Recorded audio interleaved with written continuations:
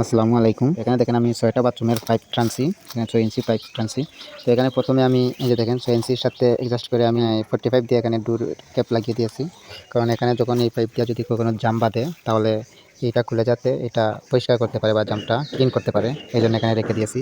এবং এদিকে দেখেন এখান দিয়ে আমার ৩টা বাথরুমের লাইন আসছে। ৩টা বাথরুমের কানেকশন এখানে আমি ডোরটি দিয়ে ব্যাক ডোরটি দিয়ে এটার সাথে কানেকশন করে দিয়েছি ৬ ইঞ্চি পাইপের সাথে। এবং উপর দিয়ে আমি এই যে ভার্টিক্যাল লাইনটা আমি তুলে দিয়েছি। ঠিক আছে?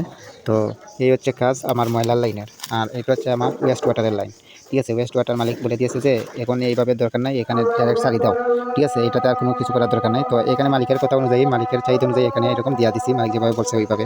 তো এই হচ্ছে আমার ৩টা বাথরুমের কাজ। তো এইদিকে আমার লাইনটা গেছে, এইদিকে হচ্ছে টাঙ্কি। তো টাঙ্কির ওইখানে গেছে এবং ওই যে আরও দেখতেছেন পাইপ উপর দিয়ে পাইপ উঠছে ভার্টিক্যাল লাইন।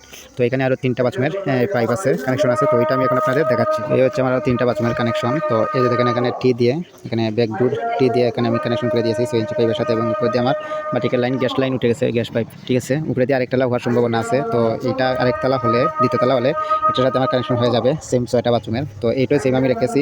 এই হচ্ছে 6টা বাথরুমের কাজ। এবং এদিক দিয়ে হচ্ছে এই টাঙ্কিতে লাইন চলে গেছে, টাঙ্কিতে ঢুকে গেছে। তো আমি টাঙ্কিটা দেখাইতেছি আপনাদের। টাঙ্কি, তো এই যে দেখেন টাঙ্কিটা আমি পাইপ ঢুকাই দিয়েছি। এখানে আমার পাইপ দেওয়া আছে, পাইপ কানেকশন করা আছে। এলবোর সাথে আমি একটু ভিতরে ঢুকিয়ে দিয়েছি। তো এই হচ্ছে সম্পূর্ণ কাজ, 6টা বাথরুমের কাজ। তো কেমন হয়েছে অবশ্যই আপনারা কমেন্ট করে জানাবেন আমার কাজটা।